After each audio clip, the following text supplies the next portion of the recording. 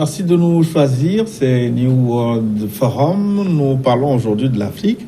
Afrique vraiment malade de ses intellectuels. C'est l'interrogation centrale avec 3 personnes ressources. Magloire Kwakouvi, il est philosophe. Raoul Kwaku Satonji, il est psychologue clinicien. Et Alassani Gobi, consultant en entrepreneuriat, expert coach en politique de développement. Il est le directeur général du cabinet AG Blanc Consulting. Au cours de la première partie de New World Forum, j'ai surtout remarqué qu'il y a un problème pour l'éclosion de l'intellectuel africain. Parmi les facteurs, on a manqué d'évoquer peut-être, mais comment tous ces problèmes peuvent se poser dans un continent où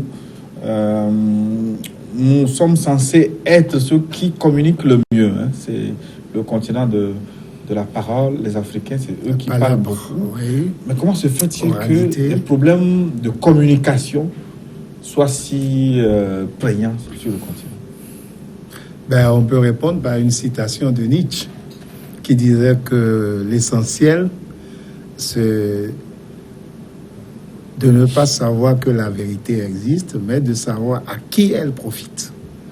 C'est en fonction du profit de la vérité qu'on va l'énoncer en public ou pas. Parce que vous prenez le cas des viols, les gens offrent de l'argent maintenant aux parents de la fille violée pour retirer la plainte. Et la fille grandissant, on voit les séquelles, c'est un vrai traumatisme, et ils regrettent en ce moment-là d'avoir pris de l'argent. Ouais. Donc, il y a beaucoup de facteurs endogènes qui permettent cet état de choses.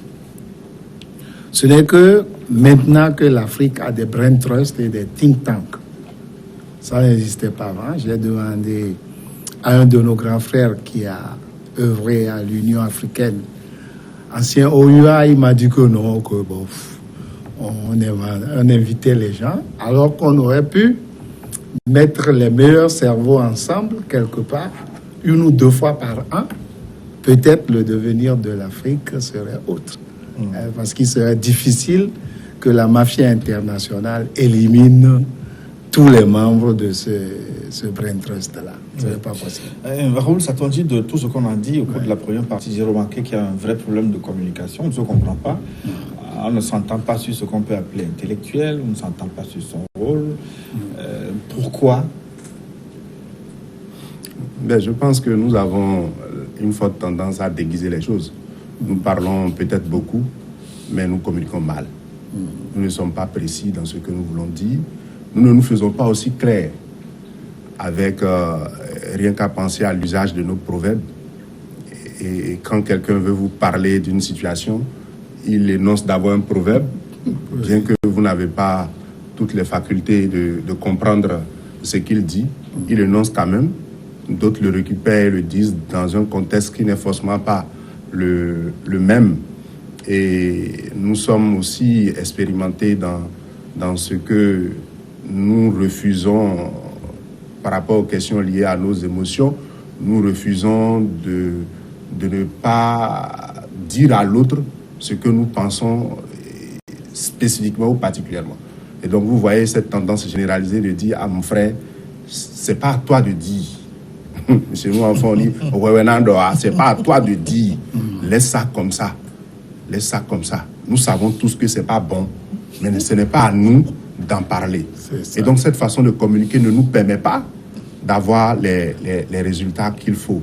Et il faut ajouter à cela que nous avons une forte tendance à l'hypocrisie, au point où l'image que nous projetons aux autres les amène à nous manipuler. Quand vous prenez la question, par exemple, de la colonisation, du franc CFA, de l'esclavage, en tout cas de tout ce qui existe aussi, comme exploitation, comme manipulation des Africains, c'est lié aussi à notre communication et à l'image que nous projetons. 2 Africains qui ont fait les mêmes universités, qui ont partagé ensemble de bonnes vertus, des valeurs politiques, se sont engagés en politique ensemble, et pour le partage du pouvoir, on arrive à appeler l'autre. Parce qu'on voit à travers son visage, même quand ils sont côte à côte, on voit à travers son visage qu'il envie le privilège de l'autre ou la notoriété de l'autre. Cette communication non verbale permet à celui qui est en face de savoir que, ben tiens, pour les confondre ou les amener à ne pas atteindre le but qu'ils veulent, je peux donc manipuler le second parce qu'il présente toutes les caractéristiques favorables à la manipulation. C'est la même chose dans les activités que nos jeunes mènent ou que nous-mêmes nous menons. Nous faisons des choses avec de bons potentiels, mais nous n'arrivons pas à prouver à notre environnement qu'ils doivent nous faire confiance. Parce qu'à travers nos faits et gestes, cela témoigne de ce qu'ils ne peuvent pas avoir confiance en nous.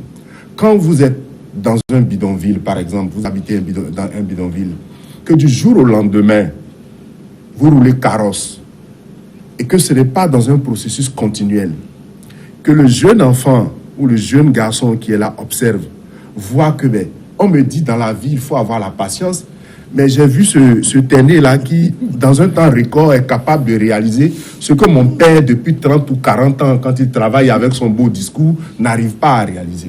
Cette forme de communication amène le jeune à savoir ce qu'il fait. Et vous voyez les nouveaux phénomènes qui émergent. Les jeunes n'ont pas souvent la tendance de vouloir faire le parcours qu'il faut. Et tout cela amène l'intellectuel, que nous sommes dans une situation de difficulté. Vous dites à un jeune d'entreprendre, il dit, moi je ne veux pas perdre mon temps, je veux le blé, je veux de l'argent, j'ai besoin de l'argent. Il est pressé. Et donc, il y a tout cela qui se passe lié à notre mode de communication. Nous communiquons mal, nous ne sommes pas précis, nous ne sommes pas directs, et même dans l'élaboration de nos politiques et de nos objectifs. Rien qu'avoir la formulation même de la politique, de la stratégie et de l'orientation, vous comprenez automatiquement qu'on a mis dans une seule formulation tellement de choses qu'il faut 20 ans pour pouvoir l'accomplir. Alors qu'il faut pouvoir le rendre précis. Quand vous allez dans les universités, les travaux de recherche, par exemple, rien qu'à la formulation même de l'hypothèse des objectifs, vous voyez bien le travail qui est fourni. Le professeur a dit tout à l'heure que il y a des petits documents qui font l'objet d'une thèse. C'est bien précis, c'est précis et c'est opérationnel. Chez nous, on vous demande 1000 et quelques pages, mais ce n'est que du remplissage. Et cette forme de communication ne peut pas nous permettre. Parce que vous voulez qu'un jeune lise, quand il voit votre ouvrage qui est volumineux comme ça, il a la peur de le lire. Il a une peur de lire cet ouvrage. Alors que dedans, il y a une quintessence qu'il doit pouvoir saisir et cerner. Et tout cela, nous le faisons malheureusement, et cela ne profite pas à nos communautés. Et nous continuons de poser les mêmes problèmes. Quand, sur des recherches, par exemple, où des chercheurs ont trouvé des solutions, des réponses, mais pourtant c'est dans la dernière partie, dans le dernier chapitre, peut-être en 3 lignes que la solution est. Et la thèse est déposée quelque part avec un gros livre. Vous demandez à un homme politique qui est préoccupé par tellement de problèmes d'aller sortir cette thèse-là, de commencer par lire l'introduction jusqu'à la conclusion. Il y a un problème de communication, la manière dont nous présentons l'image que nous projetons. Mais bien évidemment, nous sommes un continent de potentialité et bien des gens viennent le saisir. Sur le champ politique, et là nous travaillons à former les gladiateurs politiques africains. À former les gladiateurs politiques africains. Et comme vous le dites, on ne peut pas continuer de faire de la politique avec l'émotion. La politique n'est pas un champ où on arrive sans y avoir été forgé. La politique étant une science. On donne des coups, on reçoit des coups. Et si votre cœur, votre corps et votre tête n'est pas préparé à cela, vous allez recevoir des coups d'une douleur singulière, parfois mortelle. Et donc, il faut préparer les gens à cela. Nos intellectuels universitaires sont bien surpris de voir que certains n'ont pas le background qu'il faut, mais évoluent en filigrane, en politique, contrairement à eux qui estiment avoir normalement la science de la chose. Mais ils font de la réelle politique. Ils font de la politique pratique, concrète. Nos communautés n'ont pas besoin. Ils disent qu'ils ont besoin d'eau. Pour avoir de l'eau, il faut faire des fourrages, il faut avoir de l'équipement. Ce n'est pas un long discours. Vous ne pouvez pas venir devant une communauté et communiquer comme « bon, nous allons ». Ce n'est pas de cela qu'il s'agit. Il faut être précis, il faut être pragmatique. Et toutes les politiques de développement qui ne sont pas pratiques, qui ne sont pas pragmatiques, posent véritablement problème. Ouais.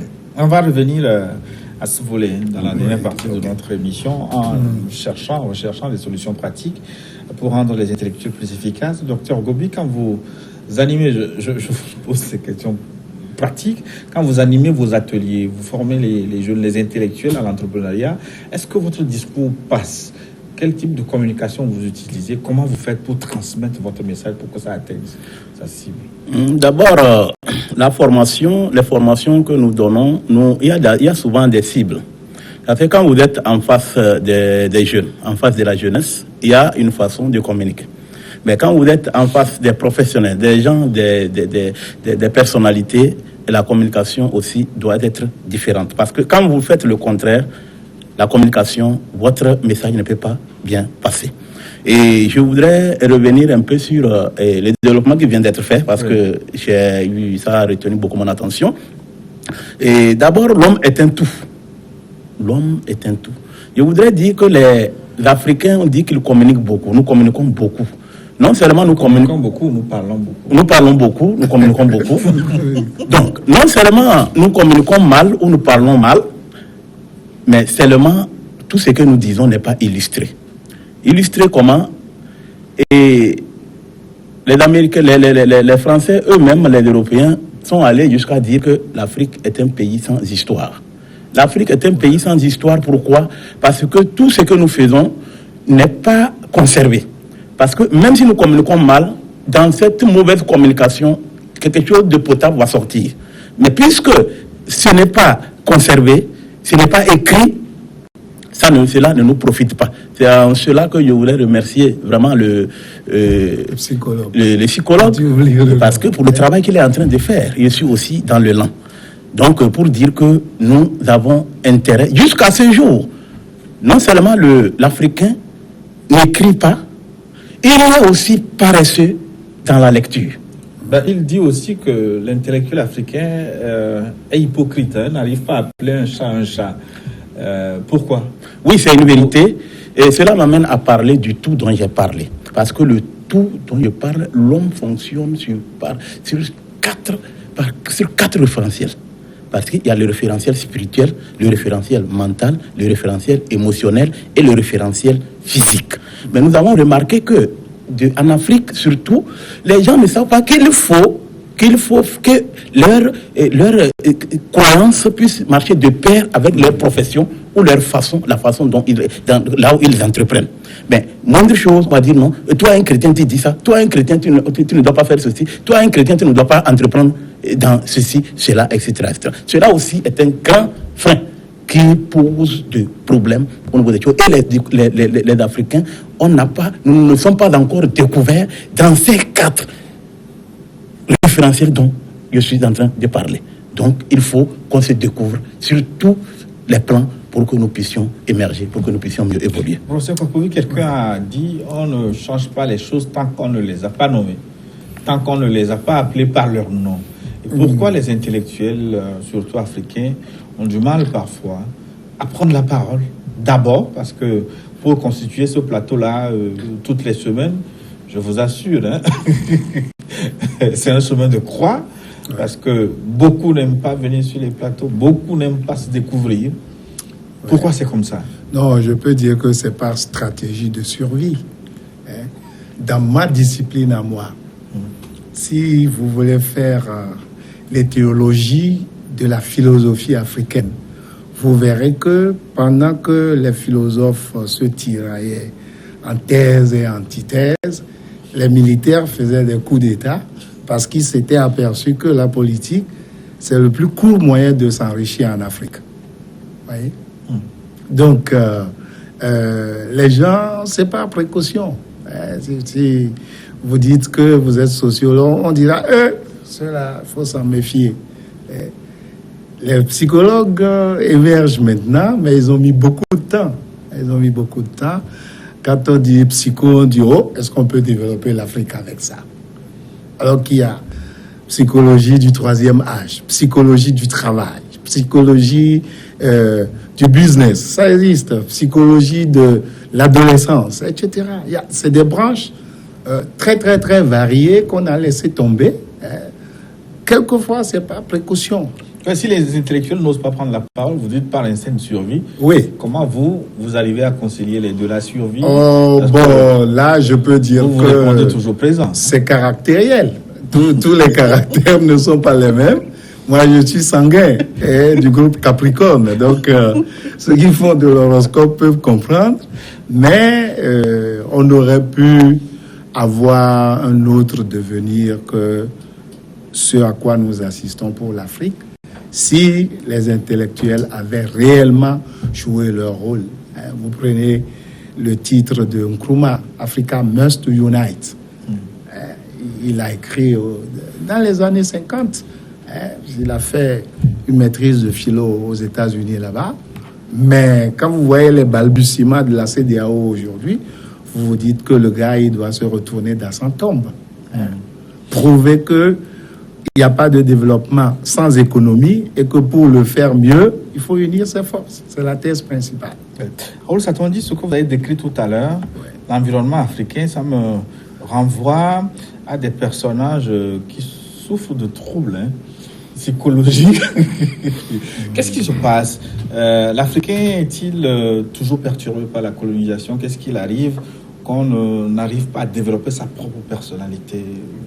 Oui, ben, vous avez parlé d'hypocrisie, vous avez parlé de... Tout à fait. Il y a cette hantise de la colonisation.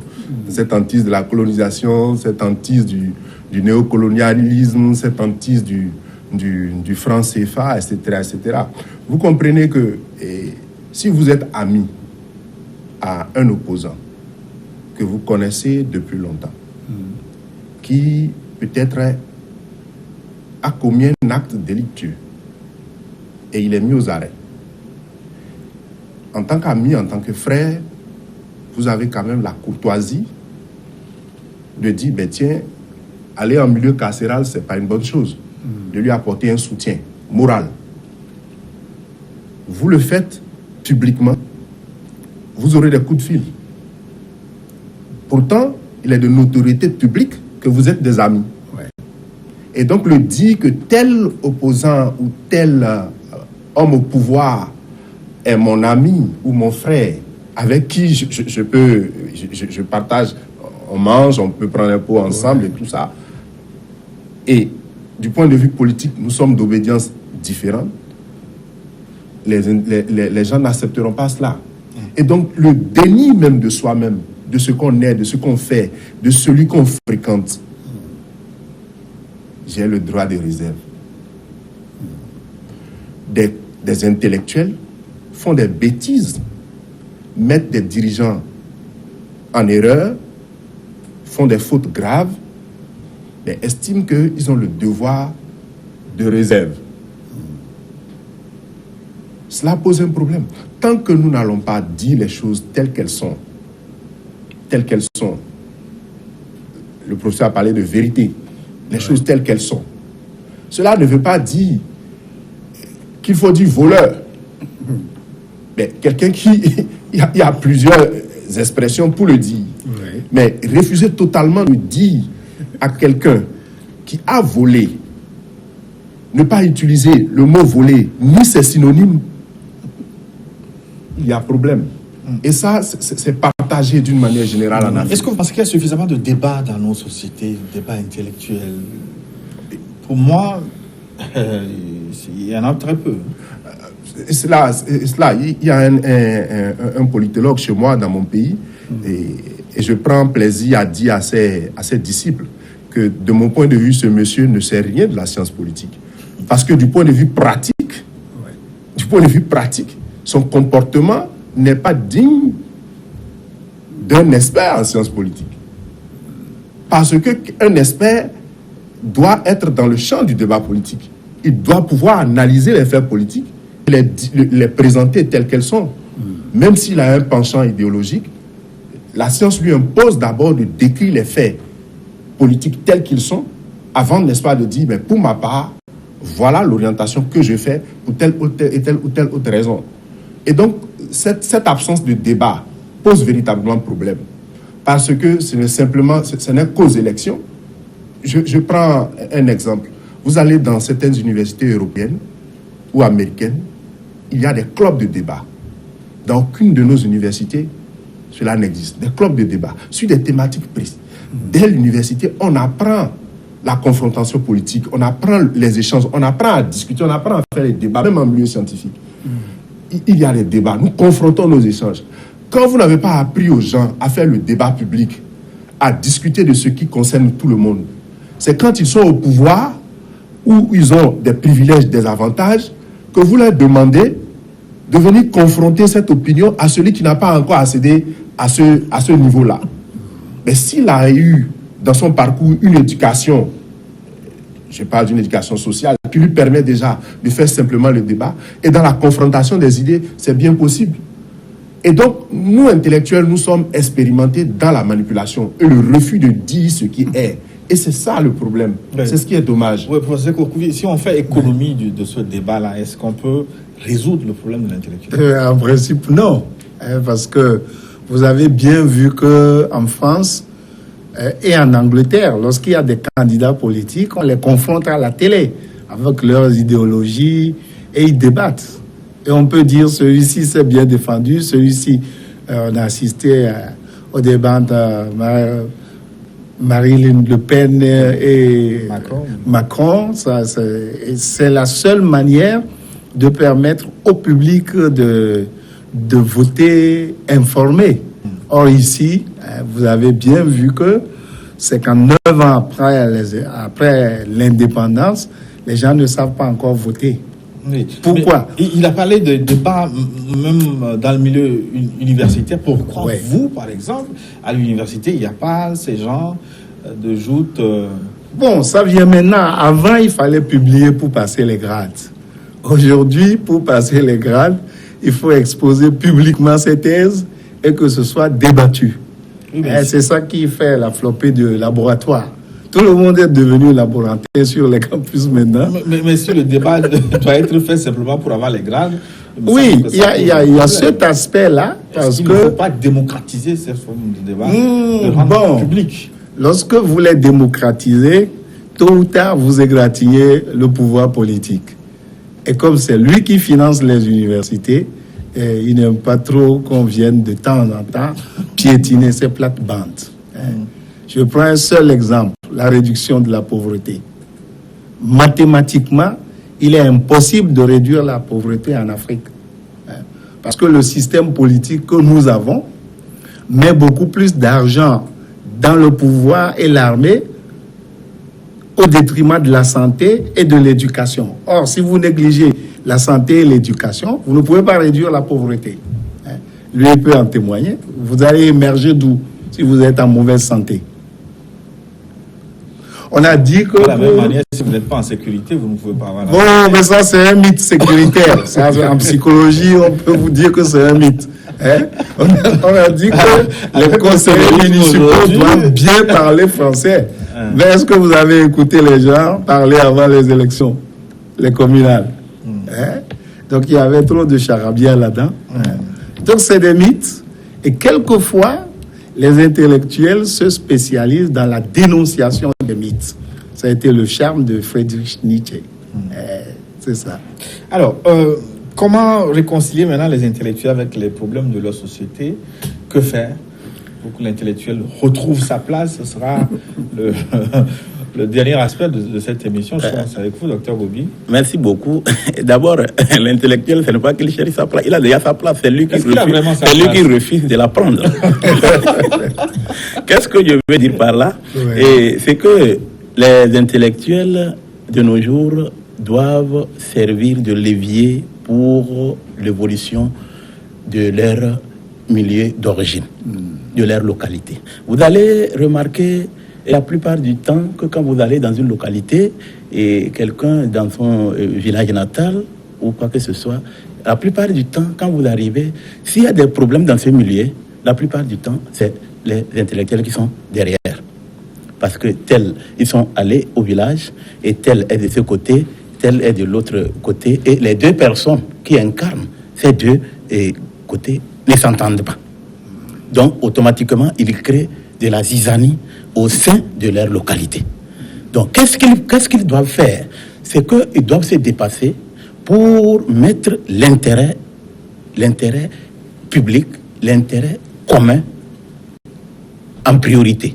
Et cela peut permettre de faire que l'intellectuel apporte, puisque c'est par là que ça peut passer, pour que l'intellectuel puisse apporter sa pierre à la construction de l'édifice public. Et partant de là, l'égoïsme doit être écarté.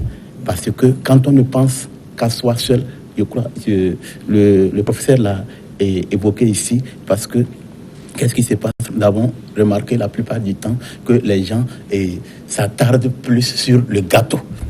Parce que quand, vous savez, le partage du gâteau n'a jamais été facile, surtout en Afrique. Alors que dans les pays que nous disons, les pays dits développés, parce que nous aussi, nous sommes appelés à nous développer, nous sommes appelés à être développés. Oui. Est-ce que nous refusons de nous développer ou bien on nous empêche de nous développer? Je crois que le psychologue, Vénin, si j'ai bien gardé ce qu'il a dit, il a eu à dire que ce n'est pas une raison parce que nous avons été colonisés, nous avons été fait comment, on a été traité de quoi, tout ça là, qui va nous empêcher d'émerger. Nous devons prendre une décision. Nous devons prendre notre destin en main pour pouvoir arriver à renverser la vapeur.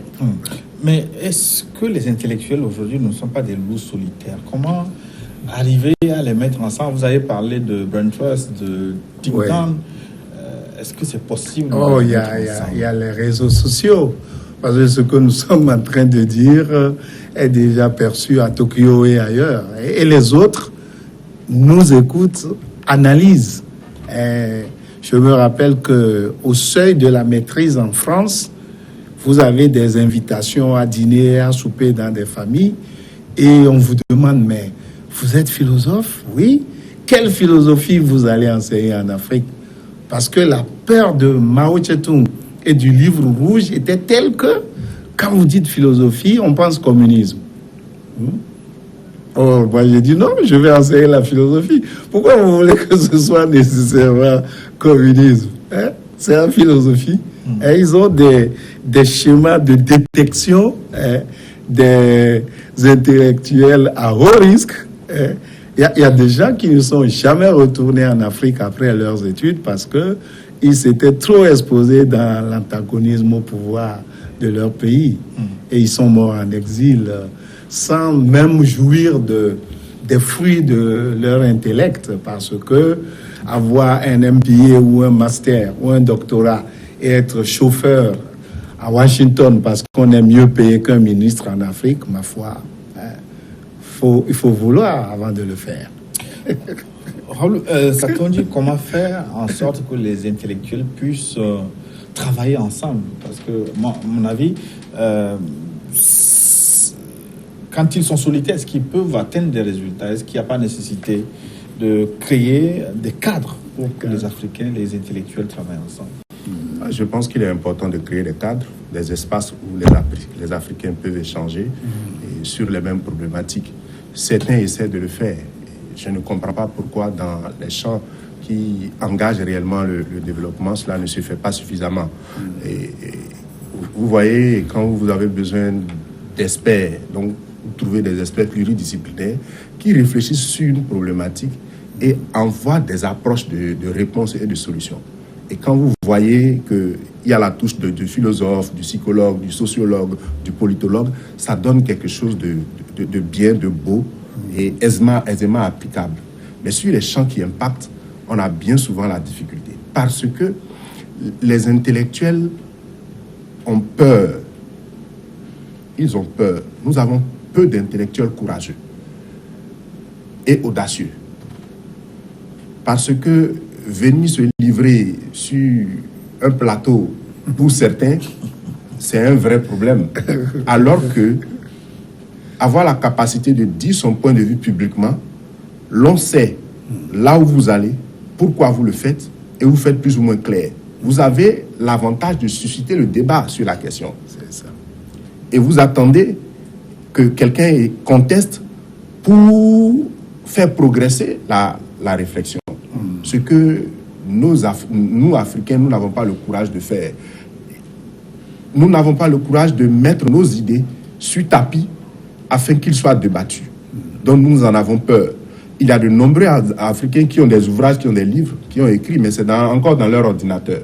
Parce qu'ils estiment qu'à la sortie de l'ouvrage, d'autres Africains vont seulement se contenter de décrit, de ressortir les mauvais aspects. Je sortais mon livre quand une amie m'appelle, me dit qu'en pensent les critiques. Je veux savoir ce qu'en pensent les critiques avant d'acheter ton livre.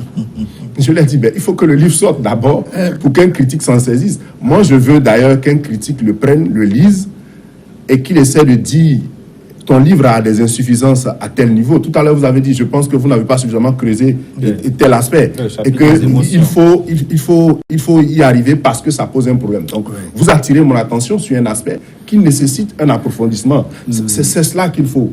Et tant que nous ne voulons pas dire les choses, nous ne voulons pas travailler ensemble, partager nos idées, partager nos réflexions, parce que nous avons peur de ce que nous proposons soit déconstruit, comment vous pouvez concevoir des programmes de société à Paris ou à Londres? Mais est-ce que les interférences politiques ne compromettent pas aussi les chances de voir les intellectuels travailler ensemble? Est-ce que vous êtes capable d'aller au-delà des clivages politiques et de construire des réflexions? Oui, c'est en cela que je dis qu'il faut avoir beaucoup de courage, parce que ce n'est pas évident. Quand vous avez un ami qui est ministre, qui est DG, qui est haut fonctionnaire dans un gouvernement, il vous envoie le signal de dire, il vous appelle pour dire, mon cher, je sais que tu es très critique, mais pardon, c'est mon gagne-pain. C'est mon gagne-pain. Jusqu'à ce que je sois là, il faut voir comment critiquer. Et les communicateurs qu'ils recrutent font ce travail sauvage. C'est ça. Quand un journal publie quelque chose à l'encontre du ministre, du chef de l'État ou de tel autre DG, c'est le chargé de la communication qui appelle pour dire, mon frère, tu veux gâter mon gombo? Comment tu peux sortir un truc comme ça? Alors qu'il est de son devoir, tu connais bien. Il est de son devoir de produire lui-même une autre image de son patron, afin que le même journal puisse avoir de la crédibilité en disant, hier j'ai publié un article dans lequel j'affirmais, aujourd'hui je publie un autre article qui montre un autre aspect. Et c'est là le débat. Quand les lecteurs lisent, ils ont la possibilité de jauger et d'opérer leur choix. Et la question du gombo pose problème. La question aussi de là d'où nous venons. Comment? C'est mon frère de ma région là. C'est lui qui ose dire que je fais telle ou telle autre chose. Et donc, le chef du village va vous appeler, on va vous convoquer en famille au village pour dire, c'est ton frère. Il ne peut pas être au pouvoir et toi, tu es dans l'opposition. Alors que le jeu politique est un jeu de confrontation d'idées. Et tel que nous le percevons du point de vue de clan, de groupe, au point où on ne veut pas vous voir prendre un café avec quelqu'un qui est au pouvoir et on ne veut pas non plus vous voir prendre un café avec quelqu'un qui est de l'opposition. Vous avez commis un péché. Pourtant, vous êtes des frères de la même localité, du même pays et tout ça. Et donc, c'est cette confusion dans tout ne facilite pas l'exercice pour l'intellectuel. C'est ça. Ne facilite pas l'exercice pour l'intellectuel. Beaucoup d'intellectuels se disent, tiens, pourquoi vais-je moi seul me livrer, dénoncer les choses, alors que les autres ne vont pas faire ce qu'il faut pour que les résultats puissent être atteints. Et donc, certains sont bien obligés d'être dans ce droit de réserve qui ne sert à rien. Qui ne sert vraiment à rien. Qui nous maintiennent. J'aime bien les personnes expérimentées comme le professeur. Quand vous allez, ils se sentent un peu détachés.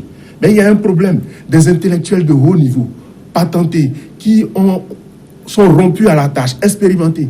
Mais dans la question, quand ils sont un peu accoquinés avec les questions de partage de gâteaux, vous êtes abasourdis, vous êtes surpris. Le discours qu'il a tenu pendant 30 ou 40 ans à l'université, en l'espace de 2 mois, il le déconstruit d'une manière maladroite et grossière, au point où vous posez bien la question de savoir, mais moi qui suis si jeune, si mon maître, celui qui m'a outillé à cette science tient de tels propos, que pourrais-je dire par respect pour sa personne? C'est ça. Et il faut aussi que certains intellectuels aient le courage de dire, ce poste-là, si je le prends, je ne peux pas le faire tel que vous le dites. Donc, il est mieux que ce soit quelqu'un d'autre. C'est ça. Il est mieux que ce soit quelqu'un d'autre. Je ne peux pas mieux le faire parce que mon approche intellectuelle ne me permet pas de faire certaines choses. Et quand on on vous envoie, comme le dit un célèbre ancien chef d'État, quand on vous envoie en tant qu'intellectuel, il faut savoir vous-même vous envoyer. Est-ce que les combines politiques vous empêchent en tant qu'intellectuel de faire ce que vous devez faire? Parce que c'est vous qui avez soulevé la question. Non, ou alors, pour ne pas vous embarrasser, comment aller au-delà donc de ces interférences politiques? Le psychologue venait de le dire. Je pense qu'il y a eu des propositions au cours de notre débat qui ont été faites. Et ces propositions, c'est que les intellectuels doivent chercher à se rapprocher. Quelles que soient leurs différences politiques et autres. Tel qu'il venait de dire, le psychologue venait de dire, que vous êtes d'une même localité. Mais cela ne veut pas dire que vous pouvez être des jumeaux et avoir des appartenances politiques différentes. Bien sûr. Et fonctionner. Cela vous permet même, de faire développer votre milieu. Parce que chacun, de son côté, doit chercher à poser un acte vraiment indélébile dans le milieu. Et si c'est, par exemple, le pouvoir seul qui devrait le faire, le champ d'action serait réduit. Mais si le pouvoir doit le faire et que l'opposition doit le faire, le milieu en gagne beaucoup. Donc, je crois que le débat politique ou bien cette confrontation ne profite à personne, à commencer par les intellectuels eux-mêmes. Maintenant, comment se dépasser? C'est la question que vous posez. Maintenant, comment se dépasser? C'est que les intellectuels doivent commencer déjà par comprendre. Nous parlons de l'union tout le temps. On dit que c'est l'union qui fait la force. Et c'est une formule qui est antique, coloniale depuis, mais qui reste une réalité dans nos sociétés et nous-mêmes au sein des intellectuels que nous sommes. Nous sommes appelés forcément, si nous voulons faire développer notre continent, si nous voulons faire développer nos milieux, à converger nos énergies pour que nous puissions être plus solides et faire de grandes choses. Professeur Kwakoubi, est-ce que c'est finalement le pouvoir politique qui a pollué les intellectuels ou ce sont les intellectuels qui ont pollué le pouvoir politique? Non, je crois que c'est le pouvoir politique qui a pollué les intellectuels. Parce que lorsque nous avions créé le syndicat sur le campus, nous étions en grève quand un premier ministre nous a demandé si c'était nous-mêmes qui avions pris l'initiative de la grève ou bien c'était l'opposition qui l'avait suggéré. Et je lui ai demandé si c'est l'opposition qui a eu les diplômes pour nous. Il n'a pas eu de réponse. Parce qu'il a posé la question, parce que c'est vrai aussi que... Non, pas du tout. Des mouvements... Moi, je n'ai pas été bossé avant d'avoir mon doctorat. J'ai travaillé avec mes 10 doigts, mes 2 jambes et ma tête. Aucune opposition ne m'a financé ma formation universitaire. Ces genres d'organisations sont instrumentalisées aussi par les milieux politiques. Je vous ai parlé souvent du cas du millier moustique. Tout le monde ne peut pas être corrompu dans un pays. C'est mathématiquement impossible. Donc, il faut que l'intellectuel ait une idée de son être et de la possibilité qu'il a de donner quelque chose à son pays. Il y a un politologue qui a l'habitude de dire au-dessous de ce plateau que on ne donne pas conseil au prince, le prince demande des conseils. Est-ce que les intellectuels sont souvent sollicités par le pouvoir politique comme il faut? Oui, les intellectuels, on peut dire qu'il y a des intellectuels jaunes, comme il y a des syndicalistes jaunes. Parce que faire du griotisme et dire qu'un chef d'État est un don du ciel, je ne vois pas où est l'intellectualisme là-dedans. Ça, c'est du griotisme. C'est la parole de Dieu qui l'a dit. Oui, mais... Toute autorité vient de Dieu. Oui, mais les autorités injustes ne peuvent pas venir de Dieu antithétiquement. C'est impossible. Donc, je crois que les politiques prennent le maillon faible des intellectuels.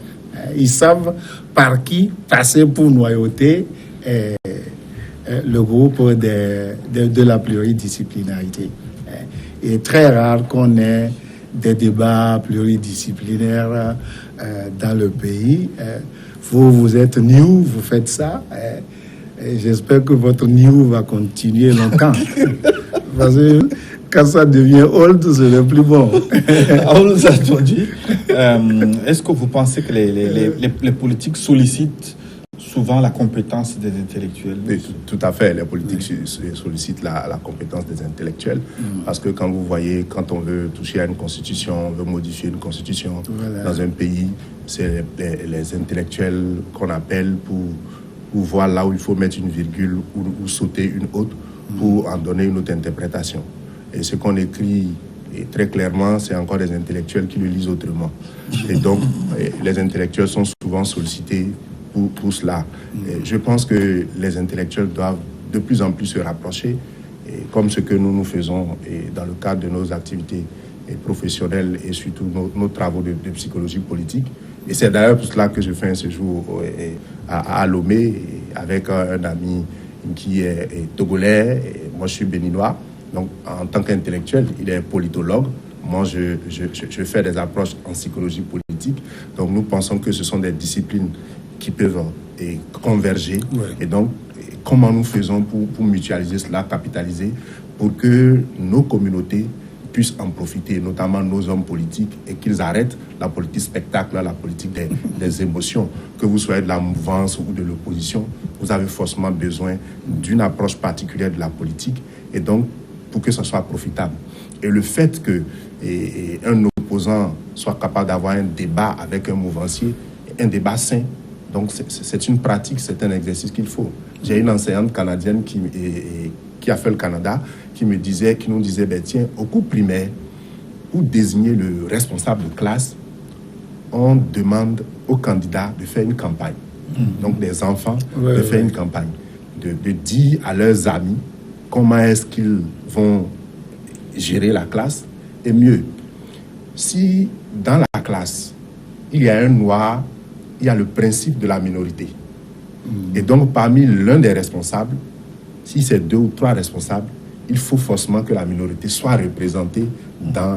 Quand on apprend aux enfants, dès le cours primaire, que le débat politique se fait sur la base des idées et qu'on peut être dans la même classe, dans le même pays, du même parti ou d'un autre parti, que le débat peut se faire sainement et du point de vue intellectuel, sans qu'il y ait problème, c'est un avantage. Donc il faut un rapprochement des politiques, il faut un rapprochement des disciplines, il faut un rapprochement des intellectuels, et cela dans tous les domaines.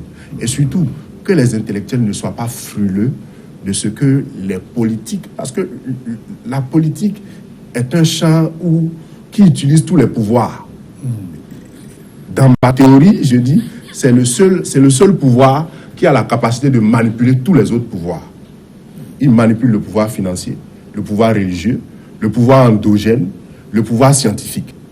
Et c'est selon... Le pouvoir spirituel. Le pouvoir spirituel. C'est selon donc les besoins du moment qu'il utilise tel ou tel autre pouvoir pour agir en cela. Mais si vous êtes un homme politique, si vous êtes un jeune leader, si vous êtes un cadre, un intellectuel, vous devez le comprendre. Vous devez savoir que la conquête d'un pouvoir, la gestion d'un pouvoir, le positionnement sont des combats particuliers.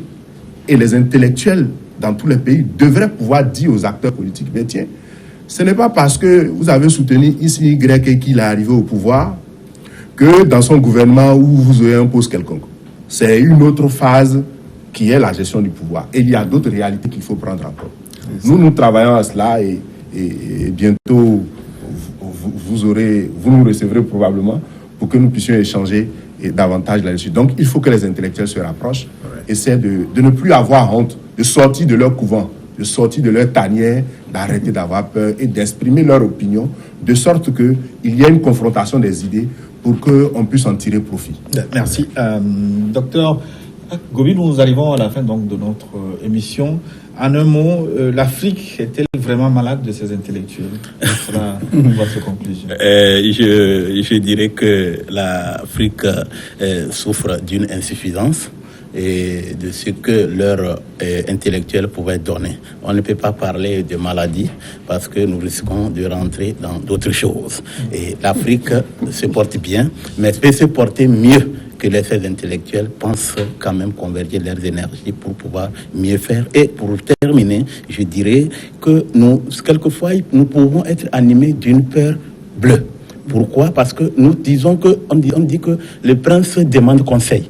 Nous voulons dire que le prince demande conseil, mais ceux à qui le prince peut demander conseil peuvent aller aussi vers le prince. Ce n'est pas impossible. Donc, je voulais pour dire que les intellectuels peuvent s'approcher du pouvoir pour pouvoir faire des propositions afin d'améliorer un peu quelque chose au sein du fonctionnement du pouvoir pour le bien-être de tout, de notre continent et de notre pays. Merci, docteur Alassane Goubi. Professeur Mangoula Kakouvi. Non, moi je peux dire que ce sont des intellectuels plutôt qui sont malades et non pas l'Afrique.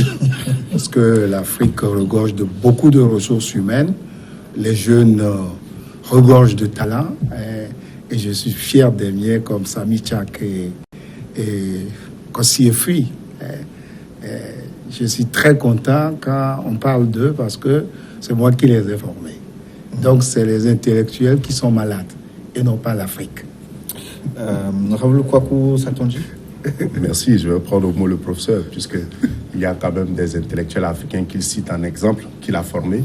Et donc, dans beaucoup d'autres champs, il y a des intellectuels qui font du bon et du beau travail, comme nous avions dit d'entrée. Oui. Il faudrait que les intellectuels comprennent qu'ils ont un devoir social. Et ce devoir social, c'est de contribuer, n'est-ce pas, à sortir leur communauté, leur pays, de l'état dans lequel ce pays est. Que les compétences acquises par le fruit de leur pensée puissent servir la postérité. Sans quoi, ils auraient fait tous ces efforts pour rien. Je prends plaisir à dire que l'une des fonctions d'un homme, c'est de rendre meilleure la qualité de la vie à la génération qui vient après.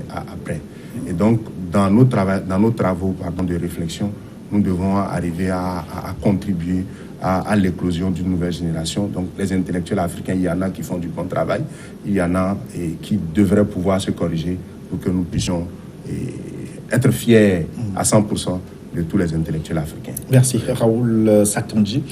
J'ai l'impression que vous avez fait du bon travail dans votre bouquin que j'ai eu du plaisir à parcourir au cours de cette émission. Les chemins de la réussite, inspiré peut-être par les chemins de l'essentiel de Jacques Attali.